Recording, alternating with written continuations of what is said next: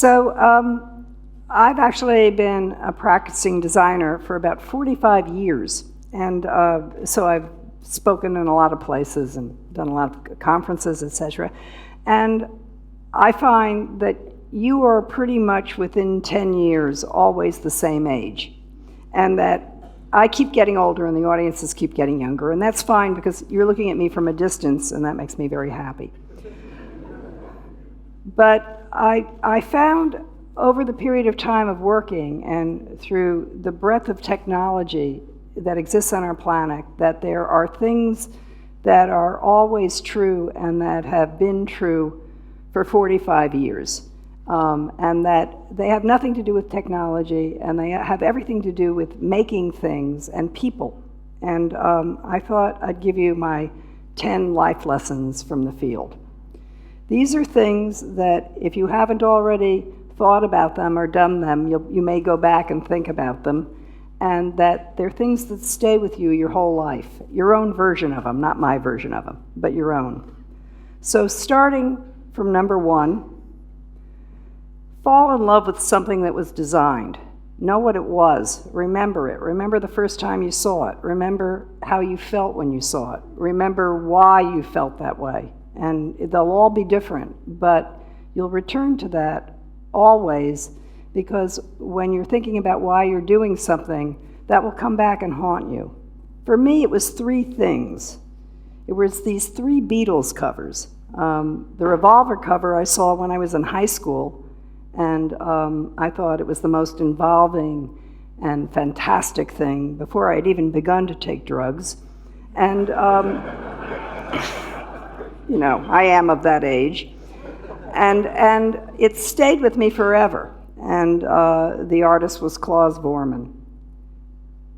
This is an album designed by Peter Lake and Jan Haworth, and I saw this my first year of college, and I stared at it for about 2 hours while I was listening to this incredible record over and over again. And I remember finding things in it and having my own sense of a contemporary culture reaffirmed by what I found in it. It was as if the album talked to me, all the jokes of the people. Oh, good, there's Dylan in the back, and there's Marilyn Monroe, and they're all in there together, and it was amazing. And Peter Blake, who I later came to know was one of the primary authors of this. And then finally, this audacious, only a year later, after making the most involving record cover, this arrogant, audacious album cover of nothing that only the Beatles could do, and that was pure chutzpah. And for me, this stuff stayed with me because in everything I do, is it going to be involving? Is it going to reflect the culture of its times? Is it going to be outrageous? And that those things have made me want to keep making things. And incidentally, what was really funny to me, and I only realized it later, is the 3 artists I talked about were actually fine artists. None of them functioned as graphic designers, and I never knew that until very recently. And that's who the Beatles got to do their covers. Rather amazing.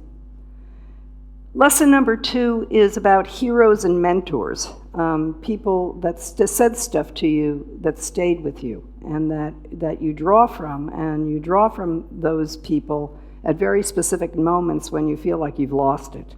And I had 2 important ones. One of them was my teacher in college, my illustration and design teacher named Stanislaw Zagorski. He was a Polish illustrator. He spoke very bad English. He would say things like, "Probably you should do over for me better."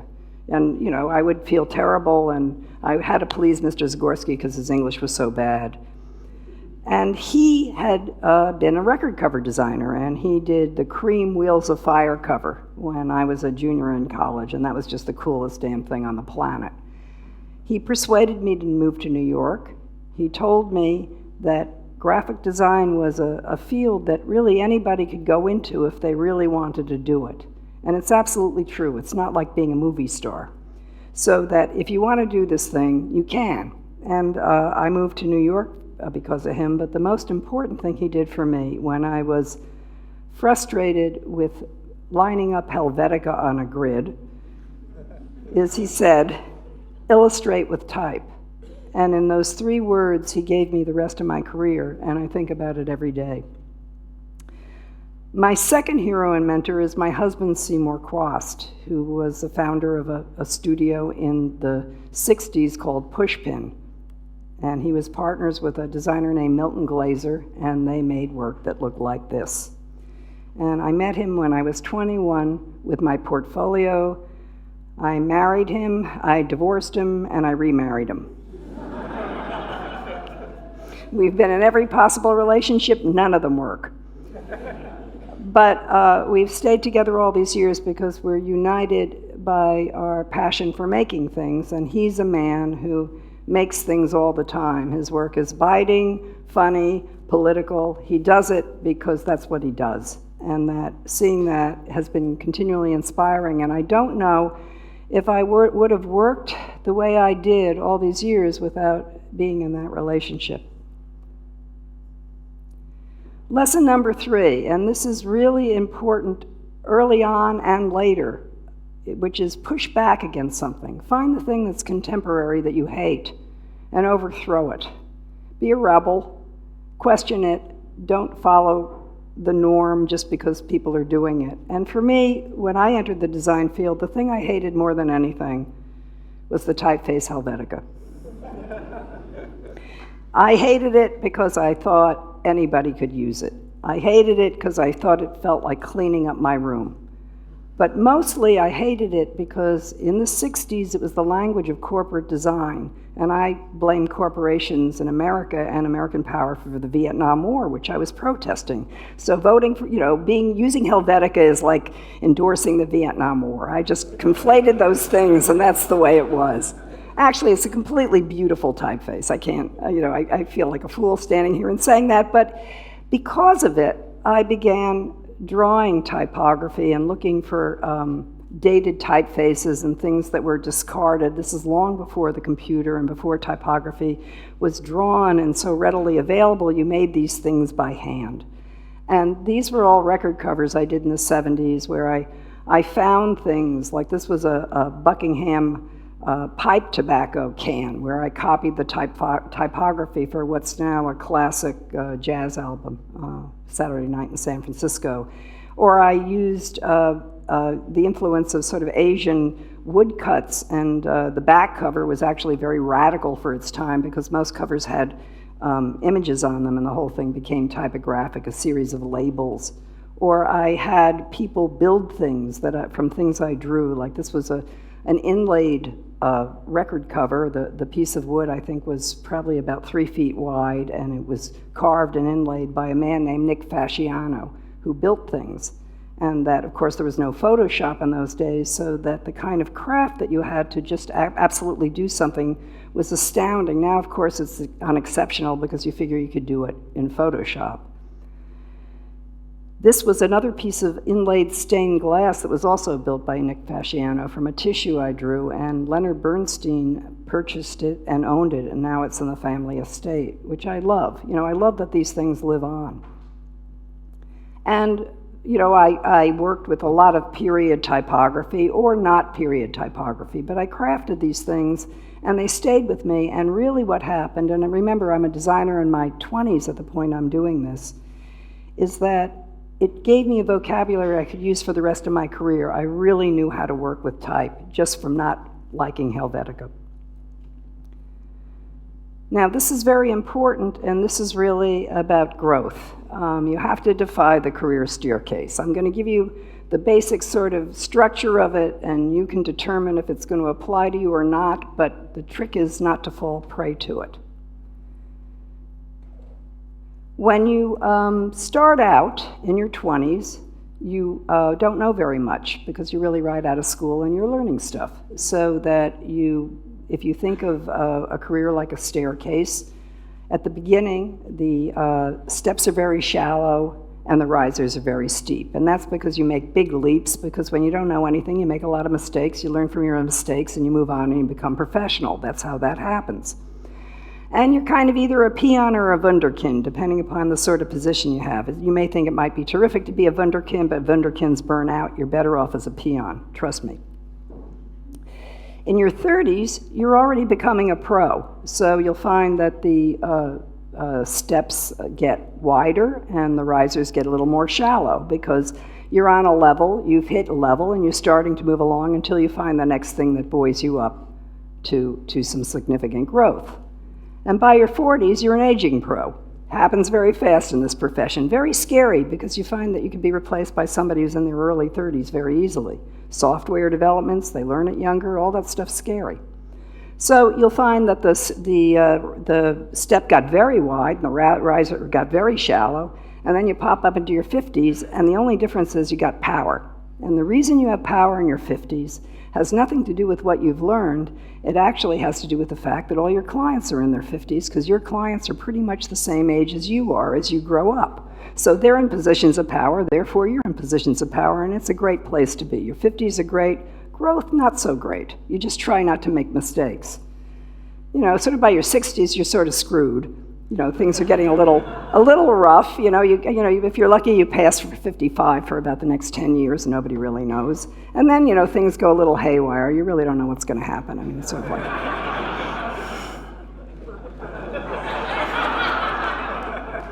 I'll just lay it out for you straight. I mean, I hate to be brutal about this thing, but I've looked at it for a long time, and it's pretty much true. Defy it. So now this may be contrary to pushing back against something, and it may be contrary to defying the career staircase, but you may find that you've begun to work with someone or something or in some area where you keep growing it and evolving it, and the situation is good, and you think, oh gee, I've been doing this for a long time, I probably should move on, but in fact you're still discovering things, and you have really powerful relationships, and all of a sudden you find you're doing this thing very easy. Go the distance, stay with it. I stayed with a client for now 24 years, and I got very good at something as a result of it. I really began to know an industry. I became an expert in something, even though I maintained lots of different types of client relationships, and mine was with the public theater. And the public theater, for those of you who don't know, is a New York City not-for-profit theater that their mission is to put on plays that are for the public, that are of interest, that can be commercial enough to go to Broadway. They are the home of Hamilton, if you've heard of that play. They were founded at the Public Theater. Another was Bring in the Noise, Bring in the Funk, or Hair. These are things you may know about. And they were hatched at this small theater in New York. And I was hired to create an identity and a visual language for the theater in 1994. And I began creating this thing with American wood type before it was programmed, and began creating a series of posters that have over the years received a lot of acclaim and are fairly visible. However, not many of these were actually printed, and it's a fairly small theater, so that the graphic success was actually broader than the public's recognition of it, because the public, if you didn't go to the public theater, you never saw these things. And while I began doing them for these individual plays, the one that everybody recognized was for this monster show that happened in the 90s called Bring in the Noise, Bring in the Funk. And what happened here was upsetting, because the thing became a style, and other people began working with it. And when that happened, I had to change it to make sure that the public theater would have its own voice and it wouldn't look like other plays. But the problem with changing it, which I did in the past three I showed you, is that the public theater lost its identity. So a new director was hired, and he asked me if I would go back and readdress it. So I readdressed the identity, so it had a very formal identity that looked like this, and it got very boring very fast. Now I'm talking to you about over a 10 or 12 year period. Then after about, I'd say, 16 years, we redesigned the lobby of the theater, and the lobby of the theater had this fancy digital Shakespeare machine that does 39 plays on blades. It had typography inlaid into the arches that stay there forever, and donors' walls that popped out of the brick. And in the front of the box office was a montage of all the posters I'd made, and I realized at that point in time that that's where they belonged, because all the posters were digitized. We only put them out in boxes once, and everything had gotten to be digital, and I was building a digital in-house department for them, and that the work I had done really had to be rethought. And I began to realize that if you made everything the same, it was boring after the first year, and if you changed it individually for each play, the theater lost recognizability. So the thing to do, which I totally got for the first time after working there at this point for 17 years, is what they needed to have were seasons. In other words, that you looked at everything they did. They have a cabaret called Joe's Pub. They put on about 12 plays a year. They have a children's program. They have a writer's program, and all these things need to be designed. And that you could take the typography and the color system for the summer festival, the Shakespeare in the Park Festival, and you could begin to translate it into posters by flopping the colors but using some of the same motifs, and you could create entire seasons out of the graphics that would become its own standards manual, where I have about 6 different people making these all year. So that was what we did the first year. The second year we did the skewed typography. It moved one way, it moved the other way. And then collectively it became the season. So each year the public theater gets a whole new identity. I think the 4th year we started slicing through the typography. This stuff worked very well. It just kind of very powerful, very brash, held up. The past season, last year, we did this thing. If you saw Netflix, this is what we were working on. The War Love poster that ended up becoming a really terrific season and very recognizable. And then this past year, we did a Julius Caesar play that had 5 posters all together and then became also a season all by itself. What's great for this is I still work with it, and it's become my lab. It's where I go to become new again. It's where I go to see if I can try something I haven't tried before, and that I can only do it because I built this relationship of trust with this place over 23 years. Stay with it, it's a good thing. Being a neophyte means actually going back to being in your 20s again and not knowing what you're doing. That's the way you learn stuff. You learn stuff by making mistakes. If you know something, you already know how to do it, you're already an expert.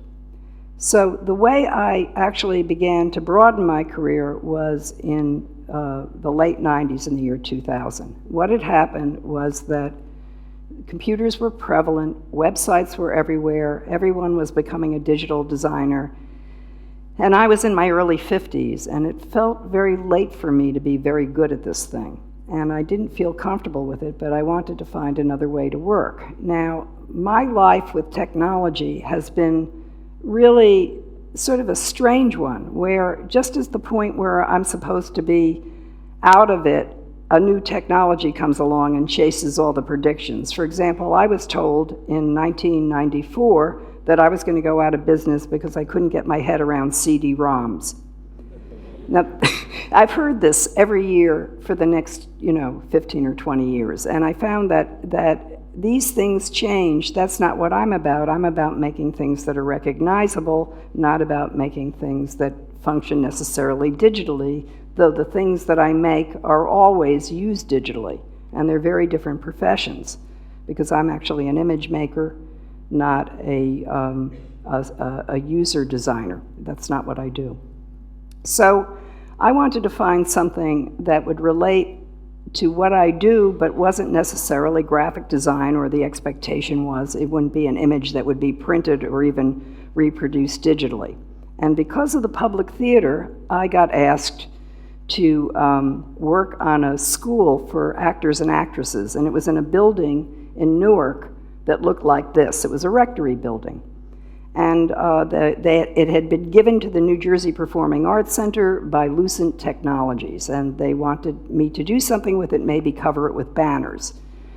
So their budget was low, and I made the discovery of my life, which was that if you take a building and you make a Photoshop rendering of it, and they have the budget to make it look like the Photoshop rendering, it will come out in the end exactly like the Photoshop rendering.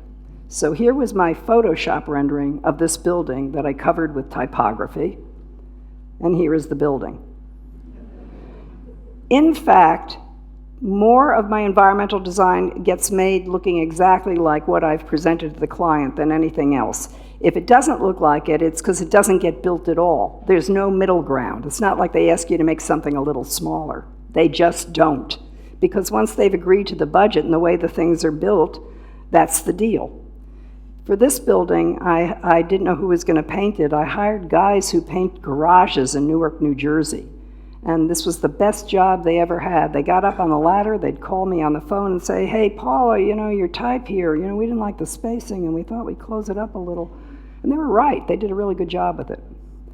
I began doing this thing inside a lot of charter schools. I became sort of the educational queen, and I still do this work of messaging and persuading public and private schools to not paint their buildings beige. And that it's been quite successful. And I work with union workers who usually don't care about their jobs that much.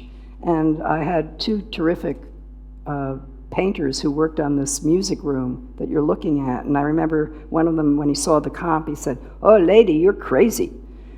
And then he did it, and it was just gorgeous. They do glorious work. It's funny, if you challenge people, they really have fun with it. I began designing exterior signage for theaters and interiors of theater spaces, but then it moved on to corporate work, and I began doing insides of corporate headquarters. This is a massive digital sign that my partner, Lisa Strasfeld, programmed, and it was based on Bloomberg's identity, which is really the world in numbers. So everything that was communicated on this digital signage, which is essentially an AP news feed, was parsed so that all the important numbers were blown up big and jumped across the spaces. We designed this thing this way because we had originally designed it as one giant jumbotron that this thing would project on, which was actually a little boring, but that's the way we had designed it. And then we were told to lose 40% of the budget. So we cut these spaces in it. It was so good for the piece, so good. Nothing like a budget cut. These are the stairs in Bloomberg's headquarters. They're all different heights, so the numbers were just determined based on the one height, the tallest ceiling, and it was actually the lowest ceiling, and then if the ceiling was too short, it just bent around, which is the way we do stuff. I built things out of all kinds of materials. I still do, and it's really a kick, because I realized that environmental graphics is just graphic design with a different PMS swatch book. And it's a lot of fun to figure out space, how people are going to read things in space. And I still feel like a neophyte doing this. Here's some crazy stuff. Like this is for a Brickell City Center in Florida, if they ever come out of their flood down there. And this is a sign that's going to be about 125 feet high and rotate. This is, you're looking at a virtual reality little sketch we made of Planned Parenthood's headquarters, where we made a hallway mural that runs up about 5 flights of steps out of their advertising from all periods of time that we recolored and turned into pop art. Essentially, these are the pieces flat, and they're really birth control devices, so it's sort of fine art of birth control pills and diaphragm cream and all kinds of exciting things like that. Here's a syringe, that's nice. The pills. What was wonderful is that all over the United States, after this thing was installed, the various Planned Parenthood headquarters began calling them for big hunks of the mural that they could put in various office spaces. So it was the first time I had done one of these things that became exportable. And it's quite wonderful when you design something for a given space and it moves around just like an identity. They're really the same thing. It's like, how do you encapsulate the spirit of a place or an individual or a group in a form of graphic design?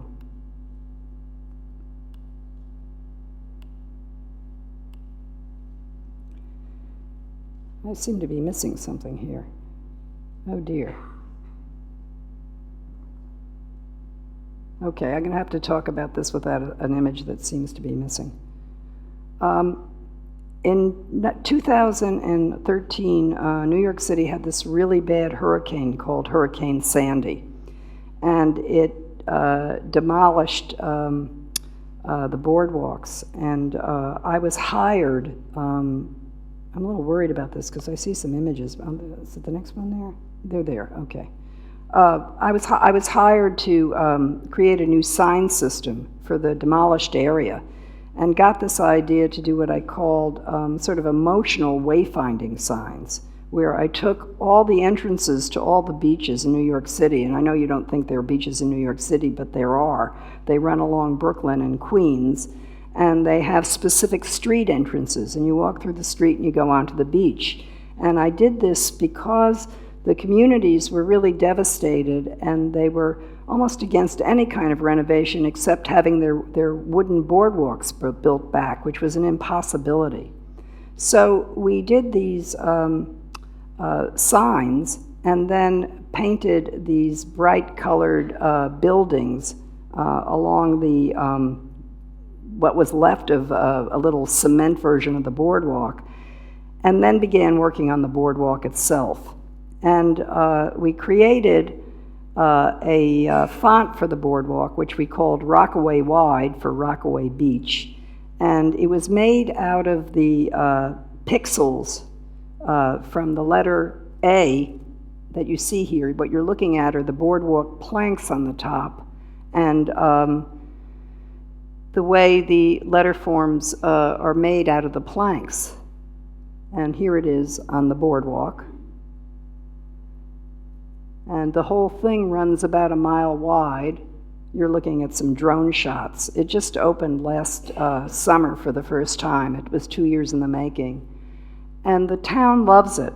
I really am so ecstatic about it because it's very hard when you work with community boards and people to get their involvement and buy-in, because everybody is more angry usually than they're ready to come together. But when they saw their neighborhoods reflected in these beach shots, I sort of won them over, and the boardwalk became easy.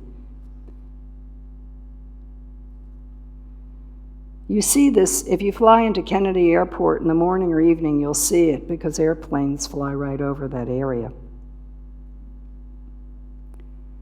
This is a cinema that we just completed only a couple of months ago. It's an art house on 13th Street in Greenwich Village, and it's made out of the logo for the Quad, which are QUAD, 4 letters. And it was designed as a series of air conditioning ducts that go into the theater and out of the theater. And then, of course, everything's in cubes. And there's an animated giant jumbo wall built out of cubes, and you might be able to see some. Let me just see if I can get this to animate. Yeah, these things are programmed. We wrote a program for films of black and white, films of old movies, and they have different grid breaks that sort of suit the cinematography. And I think we made 12 of these at all, and they can use them for a month and get rid of them. But they ended up mixing them up in the period of a month, so I think we're going to have to make 12 more soon. Each sequence runs about 20 minutes, and it was a lot of fun to do. Charles Cohen, who owns the cinema, is an avid movie freak and collects and produces movies, and he makes a lot of foreign films and documentaries. This is the entryway to the cinema, and you have the Q, the U, the A, and the D theater. Lesson number 7, find a personal expression. That means find something you do other than what you do all day that you like to do just because you like to do it. Do it if it helps you. If it's cooking, that's great. Gardening's swell, or maybe it's making something else. I started doing this really insane thing where I began painting these really big, out-of-scale maps that are covered with information. I've been doing this now for about 15 years, and by pure accident, I got a gallery, and the gallery exhibits them, so I have regular shows. And that's not so great, because the regular shows means that I have to do them. And that sort of, changes the game. But I make discoveries with them nonetheless. I learn a lot. I learn a lot about places, There are things that I add to it. This is from my most recent show, which was all about the United States. And I find that it's the opposite of graphic design, so that when I'm doing one thing that takes about 5 seconds because I'm working on 4 things at once and I'm telling different people what to do and we're moving things and then I'm running into a meeting and out of a meeting and then I'm going into another room and doing something else, that the idea of being in a room and with a little teeny brush on a great big canvas and painting something this monotonous is actually terrific for my work, because they're opposites and they balance what I do at day and in private life, and I love doing it. Sometimes they become real projects, like the City of New York commissioned me to create a mural for a public school in Queens that was about 2,500 square feet.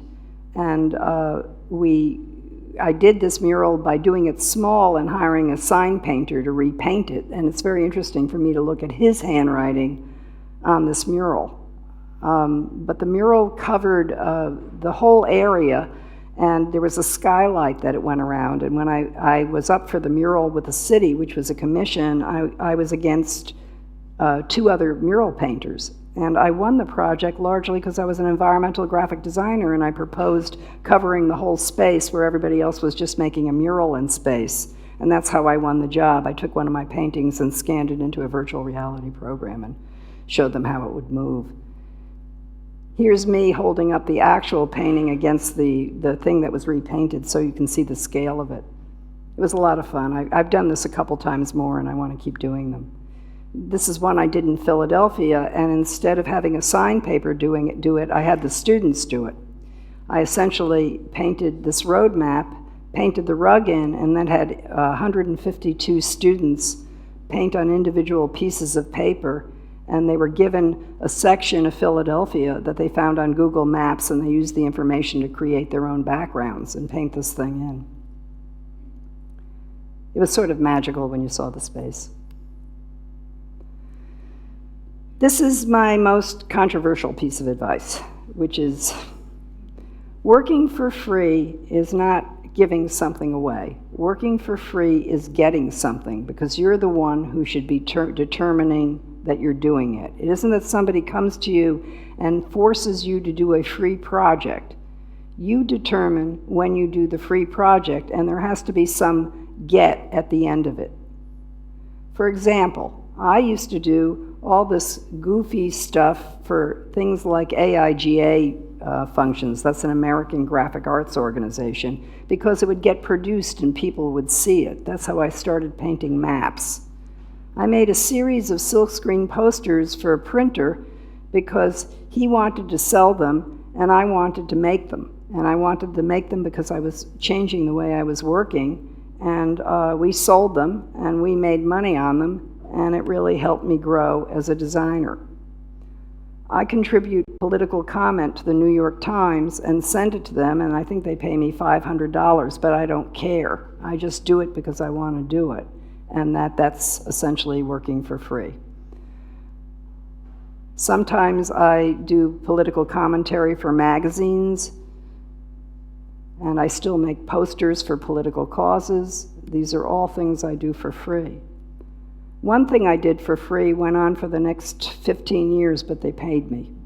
I gave the High Line a free logo because 2 guys came around and they were going to do this project in New York City, and it sounded cool, and it wasn't very much work. When they started raising money, they actually began to pay me, and I did all their signage. Then, as a result of it, I did the Parks Department signage. That was a lot of work for free, and I did that because I lived there and because they needed it. But these were decisions I made, not something somebody forced on me, and I'm glad I did all of them.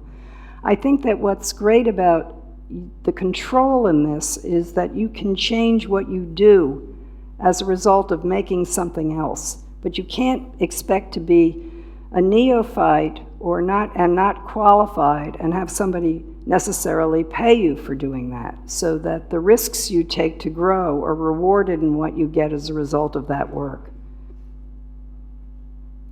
This is easy.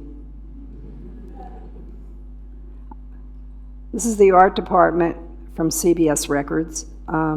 They were great. I learned a lot there. Every single person I work with inspired me.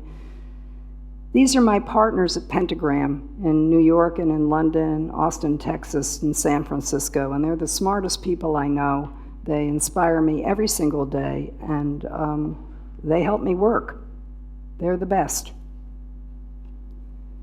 Okay, the last piece of information is something that's falling there. This is the hardest thing to do, is that it's hard to change with the times because you think you already know something and you got to break some habits. And I know that I've been working a long time and I could not have possibly been working without changing, without adapting to stuff. It's not that I changed the basic core of who I am, but I did change the way I worked. In the 70s, I was essentially a conceptual art director. And I art directed record covers. Some of them were typographic, but a lot of them were photographic. This is a whole series for Bob James albums. They're still around. I did these things when I was 25, 26, 27. You go and you buy them, they're still there. I bought a lot of illustration. This is a classic Muddy Waters album. Here's Johnny and Edgar Winter together, shot by Richard Davidon, designed in 1976. A Bruce Springsteen album from 1978. There are a lot of things I still really love. I still love this illustration David Wilcox did for a jazz album, and I absolutely hate this. Lives on, lives on. So in the 80s, I think I was a postmodernist because all that work I did pushing back against Helvetica made me be known for sort of retro typefaces and working with historical styles. And it gave me a very strong reputation as a certain kind of designer, which was good and bad. But it also enabled me to start my own business in the 80s, which was called Paula Scher. This is one of the pieces we did to launch the studio. And as a result of it, I got more work that was like it. Manhattan Records was done as a tribute to Broadway Boogie Woogie, and it's still in existence to this day. And then this Swatch Watch poster, which was a tribute to Herbert Matter, and is probably the most controversial thing I ever designed, and still being questioned to this day. In the 90s, I was a typographic expressionist. I did things that were crafted and made up of letter forms and broken, and some of them sort of violent and aggressive, and lots of experimental and moving-oriented typography that became fairly well known in that period. And a lot of this still around, still seen. Things that were drawn, things that were cut up, like that. And then by the 2000 period, I became a minimalist. And that series of black and white posters I showed you before that were the numbers were not terribly different from the way I began working in that particular decade.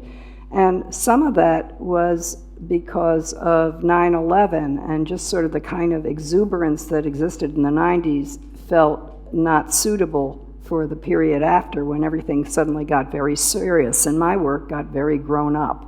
And I did all these institutional identities at Lincoln Center that were all originally designed in black and white and very spare, and even identities for products. This is a company that makes DVDs of classic films. This is Bausch & Lomb, a pharmaceutical company in the United States, and the Highline, which I showed you, all logos from that period. And now in 2010, I would call myself, in this decade, fairly much a visual language designer, which is creating components that collectively you recognize something, so that it'll be more than simply one form to recognize something, but it'll be extendable into all kinds of things like books or websites or what have you. And all of my work is really based on this. It's everything I do. It permeates everything. It probably started before 2010, but that's when I started to recognize that I was doing it. This is for the Type Directors Club, and I had built this system by getting 12 people to design TDCs until they weren't recognizable as the same thing. And when we figured out how far you could go, which was pretty far, we could write a little guidebook about it. Here's the basis for Microsoft that came out of Windows 8, which was essentially nothing more than a perspective chart, which after we did Windows 8, we just gave it to the in-house department and they rolled everything out, sometimes getting outside consultants, sometimes doing it themselves, and it still holds. I did this in 2012.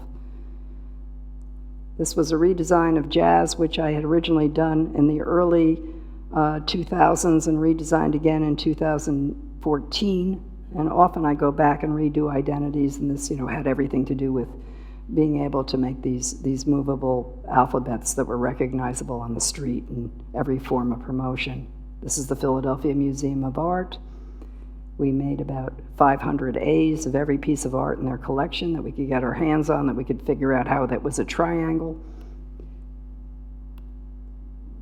Same thing.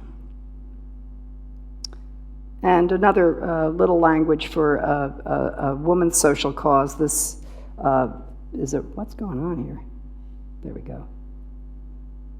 This is a program that fights for, it stops taxing periods. Actually, 17 states have signed on since this whole thing was launched. It's a lawyer and a PR person who came together to try to change America's laws about taxing tampons. And it's quite amazing. They're succeeding because it's not fair.